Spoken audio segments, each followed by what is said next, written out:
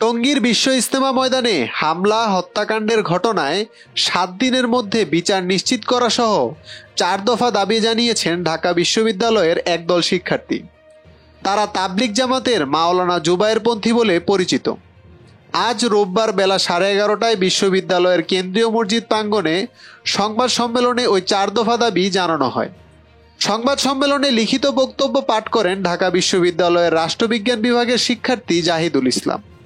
তিনি বলেন, 17ই ডিসেম্বর দিবাগত রাতে টঙ্গী বিশ্ব ইজতেমা ময়দানে আলেম ওলামা ও সাধারণ মুসল্লিদের উপর বর্বরচিত সন্ত্রাসী হামলা ও নৃশংস হত্যাকাণ্ডের ঘটনা ঘটে।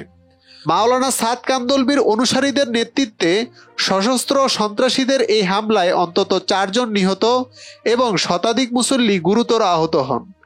এই হামলা হত্যাকাণ্ড 2018 সালের একই ইজতেমা ময়দানে সাদপন্থীদের হামলা হত্যাকাণ্ডের পুনরাবৃত্তি মাত্র।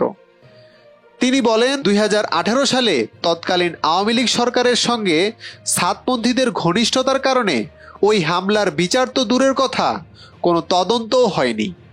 জাহিদুল আরও বলেন, ইজতেমা ময়দানে হামলার আগের দিন সচেতন ছাত্র সমাজ নামে ভুইফোর সংগঠন নিজেদের ঢাকা বিশ্ববিদ্যালয়ের শিক্ষার্থীদের প্রতিনিধি দাবি করে প্রধান উপদেষ্টার বাসভবন প্রাঙ্গণে অবস্থান কর্মসূচি ঘোষণা করে।